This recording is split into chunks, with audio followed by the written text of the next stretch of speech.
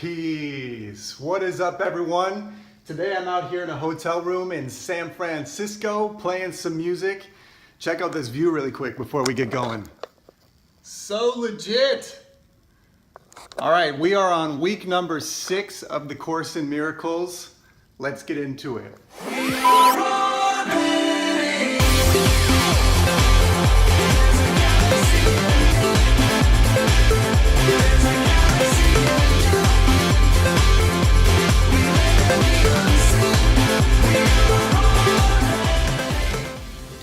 Welcome back. Okay, today we're just going to jump straight into the Course in Miracles. We're going through lessons 36 through 42.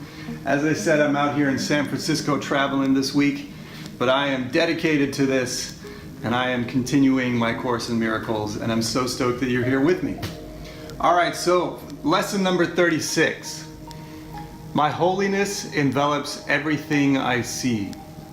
First of all, you'll notice in the next several lessons this week, the ideas have shifted onto the holiness that I am. Last week we talked about the atonement, the at-one-ment, as Joseph Campbell always spells it out. At-one-ment, my atonement, and therefore I am holy. And my holiness envelops everything I see. So the exercise was to look about my space and recognize that this piece of paper is holy. This pillow is holy, this book is holy, this chair is holy. That piece of art, whatever you want to call it, is holy. I want to read a little bit from this first paragraph. Today's idea extends the idea from yesterday, from the perceiver to the perceived. You are holy because your mind is part of God, and because you are holy, your sight must be holy as well. Sinless means without sin. You cannot be without sin a little. You are sinless or not. If your mind is part of God's, you must be sinless, or a part of His mind would be sinful. Your sight is related to His holiness, not to your ego, and therefore not to your body. So the context of the word sin has a bunch of stuff associated with it that this book is helping me to cut through and see to the core of. Sin, as it's defined in the actual book, is just an action that is taken without love. But it's very important for me to express to you that the ideas that at least I grew up with in the Christian church of what sin is have turned out to be very false. For one simple example, and maybe we're going to get a bit controversial here, but here we go. It's the first thing that's coming to my mind. The idea of sex before marriage, according to the church, is a sin. But there is no Bible verse anywhere that expresses that sex outside of marriage is a sin. There's not one Bible verse that actually expresses that. So where do Christians get the ideas then that sex before marriage is a quote-unquote sin? Because it comes from those that have interpreted the Bible. And the Bible, when it talks about sin, what it is talking about is action that is taken in direct opposition to your God self. And basically what it's saying is that an action that comes entirely from the ego will be full of sin, because the ego does not understand God. The ego does not understand the Holy Spirit. The Holy Spirit, which is within me, that is where I can now see if I am acting with sin or without sin, meaning from my ego or not from my ego. So before we get on this huge rabbit hole, because I feel it coming, about sin, I'm going to put a pin in that. Maybe I'll make another video about the topic of sin and the way that I see it. I want to continue on the course. Lesson number 37. My holiness blesses the world. This one is great. I really enjoyed this one. It let me remember that what I see in front of me and the people I experience, the situations I find myself in, they are holy. And also my holiness helps to bless all that I perceive. And the breakdown, this paragraph on lesson number 37 was talking about how you cannot give anything, you cannot give any gift that you do not already have, that you do not already possess. So how can I expect to help the world see their holiness if I do not see my own? And the same question goes for you. How can you expect to teach the world about holiness if you do not consider yourself holy? Lesson number 37 says, My holiness blesses the world. Lesson number 38, there is nothing my holiness cannot do. I'm going to read the first tiny paragraph from this one. Your holiness reverses all the laws of the world. It is beyond every restriction of time, space, distance, and limits of any kind. Your holiness is totally unlimited in its power because it establishes you as a son of God, at one with the mind of his creator. There's the atonement again. It establishes you in the atonement, being a son of God. You are and I am a son of God, and you are a daughter of God.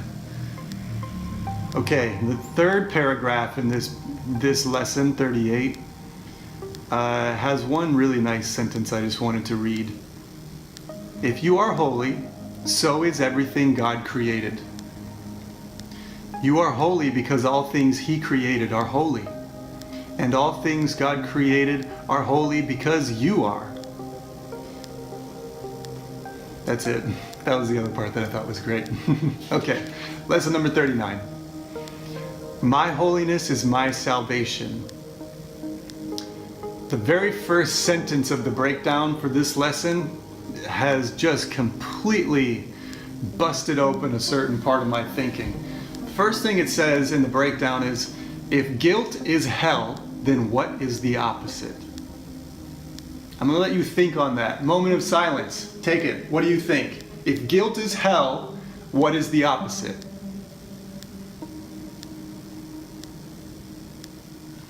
I'm not going to answer the question because it's for you to answer. If guilt is hell, then what is the opposite? Paragraph number 2 here says, this is not difficult, surely. The hesitation you may feel in answering this question is not due to the ambiguity of the question. But do you believe that guilt is hell? If you did, you would see at once how direct and simple this text is, and you would not need a workbook at all. No one needs practice to gain what is already his. And what it's referencing right there is my holiness. I do not need to gain my holiness. As I explained last week, the atonement is not something that I can attain. It is a state of being that I already am. My atonement has already been in me this whole time. And in order to attain atonement, it's like putting the horse before the cart. It's a pointless adventure because you cannot gain your atonement. You can only recognize that you already are holy. Lesson number 40. I am blessed as a son of God. Again, backing up the atonement, backing up my holiness. I am blessed because I am a child of the Creator. That's how I would say this. Lesson number 40, paraphrased by me, is I am blessed because I am a child of the Creator. Lesson number 41, God goes with me everywhere I go. I'm going to read the second paragraph of this little breakdown. The separated ones have invented many cures for what they believe to be the ills of this world. But the one thing they do not do is to question the reality of the problem. Yet its effects cannot be cured because the problem is not real. The idea for today has the power to end all of this foolishness forever. And foolishness it is, despite the serious and tragic forms it may take. So the way I interpret that is, many people turn to substances such as alcohol, cigarettes, drugs. They turn to these things because they perceive the world as completely intolerable. They perceive the world as being harsh. And they see these things as curing their problem. But the only cure is to recognize your holiness, your at one-ment with God, and that, lesson 41, God goes with me wherever I go. There's no place I can go that is outside of the jurisdiction of the kingdom of heaven. There's no place that I can be that is outside of the presence of God, that is only a trick of my ego. And to jump back to what we were saying, that's only the ideas of sin, that I can be somewhere outside of the presence of God, or even the weird thing about Christianity, and I still consider myself part of the Christian faith, so don't get me wrong, but the weird thing about the way that Christianity is being propagated right now is that you must go to the church in order to be in the presence of God, when in fact you carry the presence of God within you. And therefore, God goes with you wherever you go at all times. Lesson number 42, the last lesson for this week. God is my strength, and vision is His gift. God is my strength, vision is His gift. It expresses here in the opening paragraph how we've been detaching from perception, and now it's introducing this new word, which is vision. Perhaps I'll read just a second of this. Yeah, I'm going to read the second paragraph of this breakdown.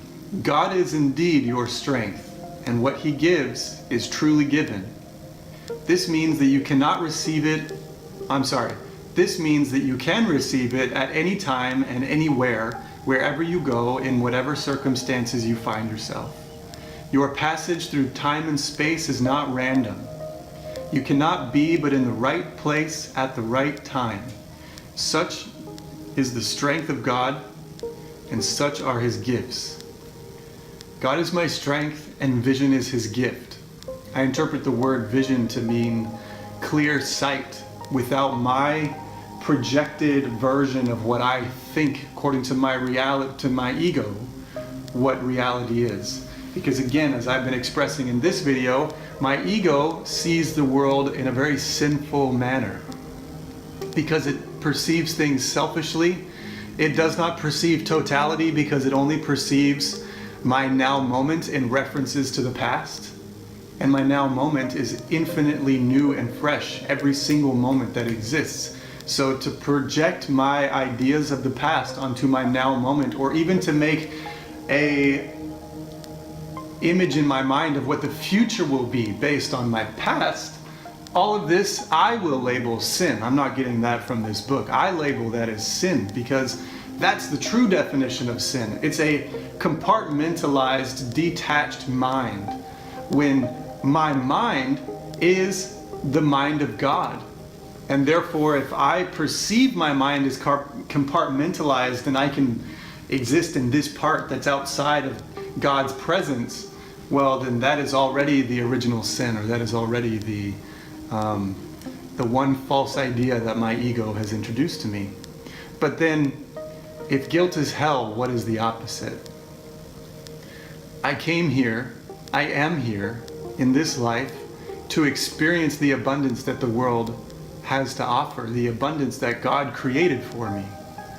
So none of that abundance that is coming my way and that is already here in my reality should ever trigger guilt, because guilt is the energetic frequency that keeps me apart from that which is already ordained for me to be a part of.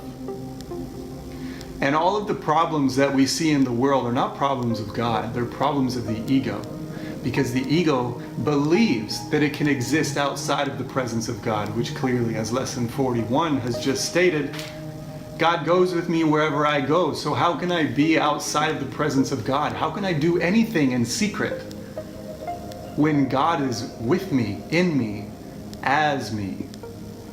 God is living in you as you, which gives you every right you would ever need in order to accept yourself fully and engage with your world how you see fit.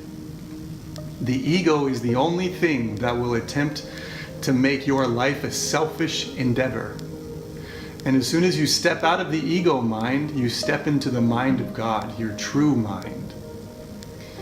So I feel like this video has just busted open a bunch of subjects like sin and ego, and how can I have a mind that's whole, which is the mind of God, but also my mind is split because there's an ego thing that lives in my mind. Like, okay, it's confusing.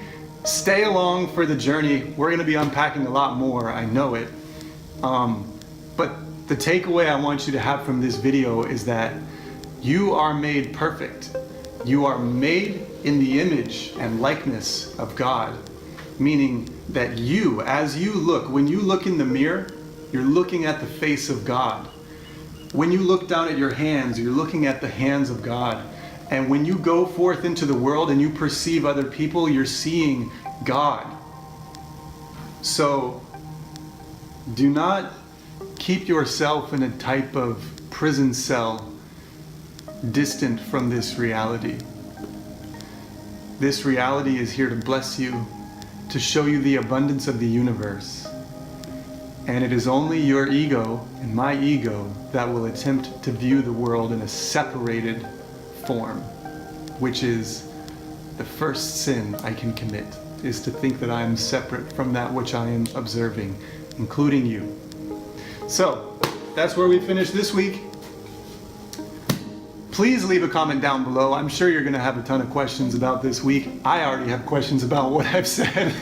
So we're going to make more of these videos. Go to the website, check out IamOnenO.com, sign the email list on my contacts page, read the blog, pop around the website and say hello. Let me know what you think. Until I see you again along the path, oneness in sound, I am OnenO. Peace.